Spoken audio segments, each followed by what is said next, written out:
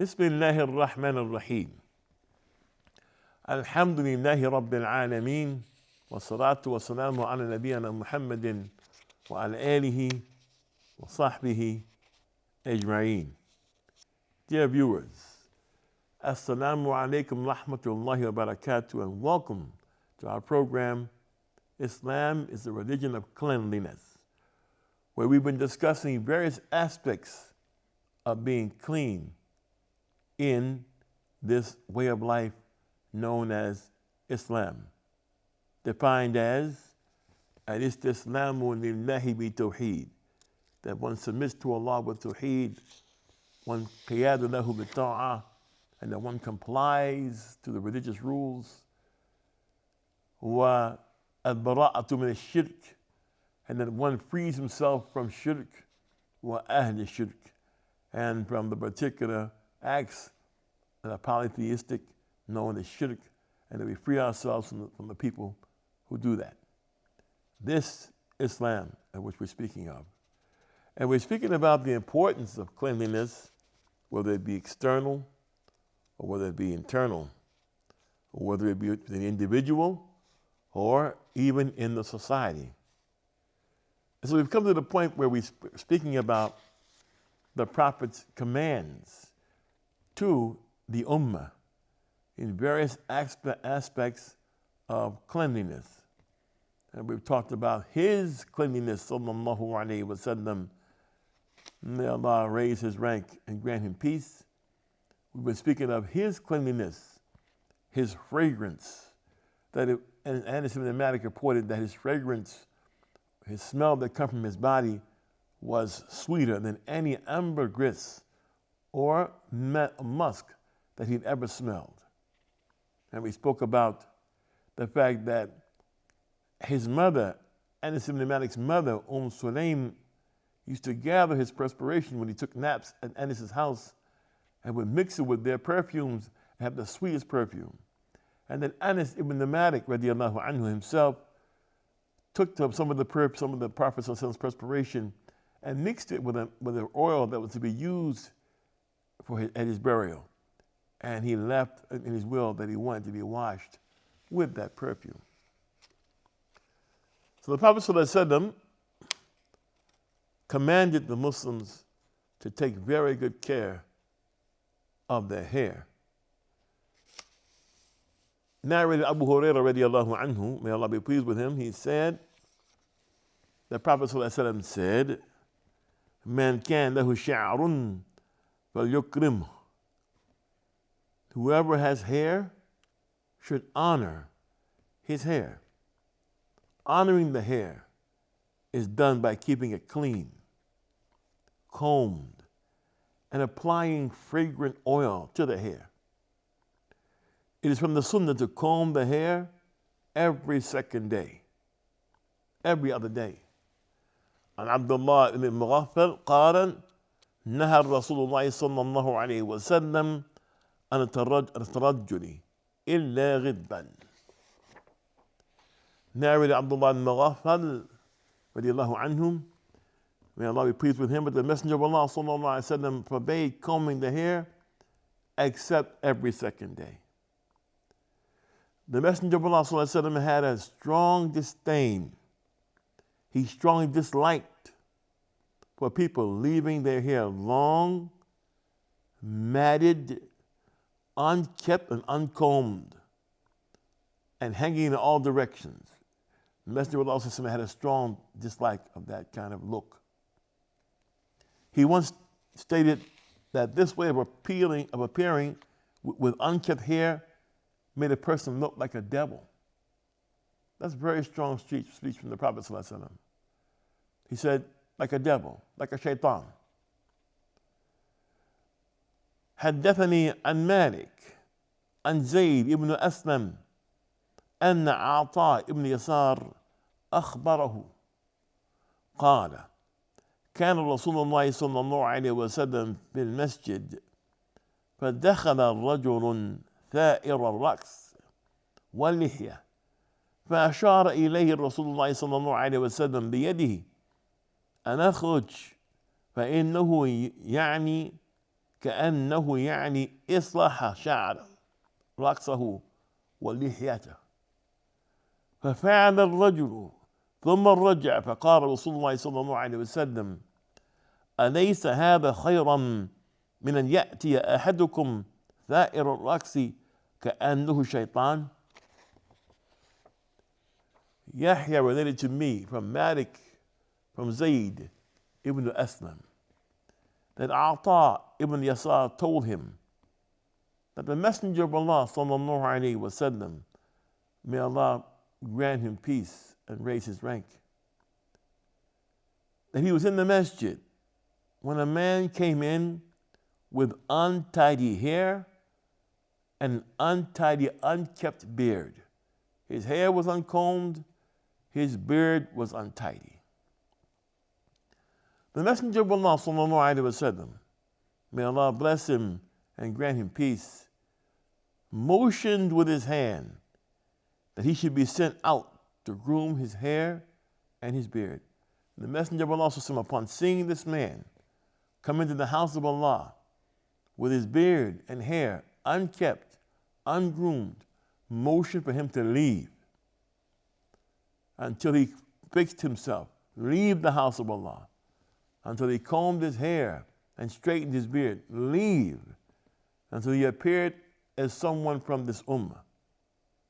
The man did so, and when he returned, the Messenger of Allah, sallallahu alaihi wasallam, may Allah raise his rank and grant him peace, said, "Isn't this better than that one of you should come with his head unkept, as if he were a devil, a shaitan?" Those are strong words, dear viewers. Those are strong words from the Messenger of Allah sallallahu alaihi wasallam, indicating his disdain, his dislike, that one would come to the house of Allah, come among the Muslims, come for worship with his hair uncombed and with his beard unstraightened and looking nice and groomed. عن جابر بن عبد الله قال: أتانا الرسول الله صلى الله عليه وسلم فرأى رجلا شعثا فتفرق شعره فقال: أما كان يجد هذا ما يسكن به شعره.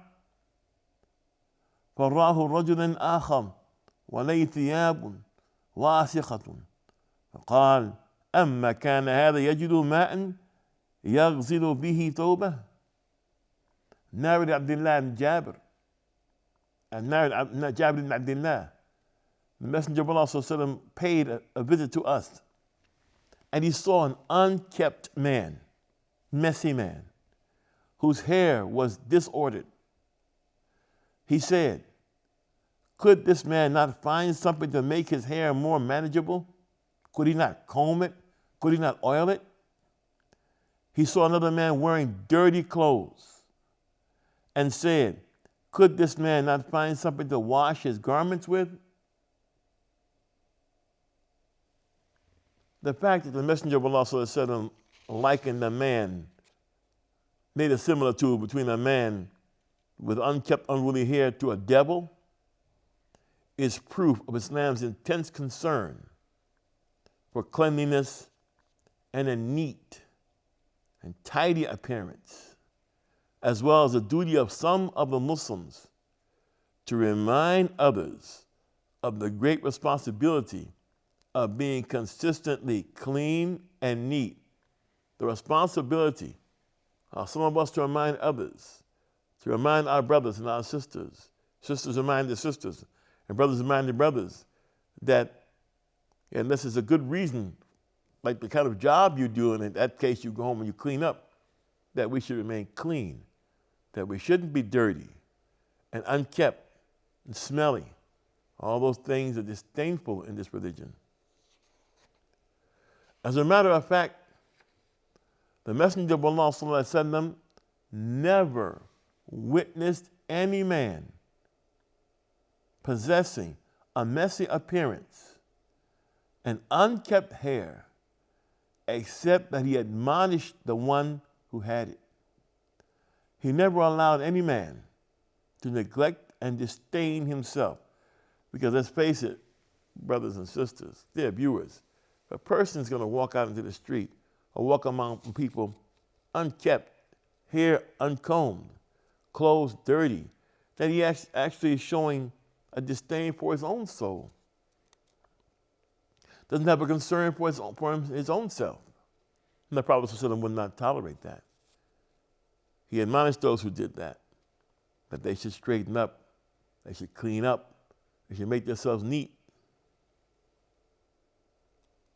عن أبي أحوص عن أبيه قال أتيت النبي صلى الله عليه وسلم في ثوب دون فقال لك مال؟ قال نعم. قال من أي مال؟ قال قد أتاني الله من الإبل والغنم والخيل ورقيق. قال وإذا أتاك الله مالا فيرى أثر نعمة الله عليك وكرامته. Abu Ahwas quoted his father saying, I came to the Prophet ﷺ wearing a poor garment. He said to me, have you any property? He replied, yes. He asked, the Prophet ﷺ asked, what kind is it? He said, Allah has given me camels, sheep, horses, and servants. He then said, when Allah gives you property, let the mark of Allah's favor and honor to you be seen. When you are wealthy, let some of that ni'mah of Allah subhanahu wa ta'ala be seen. When you're able to dress properly, let that be seen on yourself. When you come out into society, let that be seen. There's a trend today called distressed clothing, in which people purposely buy for sometimes handsome sums torn clothing and purposely wear torn clothing. Let not the Muslim youth, young brother, young sister, don't follow that. Follow your messenger, sallallahu alaihi wasallam. He's the one who was sent to guide human beings. He's the most beloved of Allah and was sent to guide human beings upon the Siratul Mustaqim. So don't wear torn clothing. Don't wear torn pants. Don't wear torn blouses. That is not the way. Think of the hadith of Jibreel. When he came to teach the people about the religion, how did he come? He came clean. His clothes were white. His hair extremely black. He was sent by Allah. And to teach the people the religion, among the things is that you remain clean, not torn and ripped. You're not distressed. Happy to be a Muslim. Happy to be a believer, not distressed, not dread, but happy. ولا تحزنوا ولا تهينوا ولا تحزنوا وأنتم الأعلون إن كنتم مؤمنين. Don't be distressed and don't be afraid. أنتم الأعلون, you're on the high ground if you're a believer. Islam teaches that a Muslim should be balanced in the way he adorns himself and in his tidiness. He or she is not supposed to be excessive, a spendthrift, spend thousands of dollars to be, and thousands upon thousands of dollars to be neat. However, his appearance is to be neat and clean and presentable, not dirty and torn and ripped. On the other hand, he shouldn't present himself as an extremely dirty and trashy person with no idea of how to clean himself and no idea of the norms of Muslim society. Rather, he should accustom himself or herself to a manner of physical appearance and dress that is clean and appropriate. The Messenger of Allah ﷺ used to dress up to meet his companions, not to mention his wives. He dressed up to meet them. تجمل نفسه. He put on adornment, clean clothes. All of this should be done in accordance with the teachings of Islam, in a balanced way, without excess, extravagance, or neglect. Allah says, وَالَّذِينَ إِذَا أَنفَقُوا لَمْ يُسْرِفُوا وَلَمْ يَقْتُرُوا وَكَانَ بَيْنَ ذَلِكَ قَوَامًا. And those who, when they spend, are neither extravagant nor stingy, but hold a medium path between those two extremes. One of the goals of the religion of Islam and its followers in general, and the callers to the religion specifically, is to fill societies with purity and physical beauty, as opposed to socially mixing with others with a dirty, ugly appearance that is painful to look at and causes people to turn away. Furthermore, there is nothing in Islam that invites people to look impoverished and neglected with the claim that such an appearance is pious and aesthetic, zuhud. More about this point, inshallah, in our next episode. I'm Talib Abdullah for the Sharjah Broadcast Authority. Thank you, dear viewers, for the privilege of your time. Assalamu alaikum wa rahmatullahi wa barakatuh.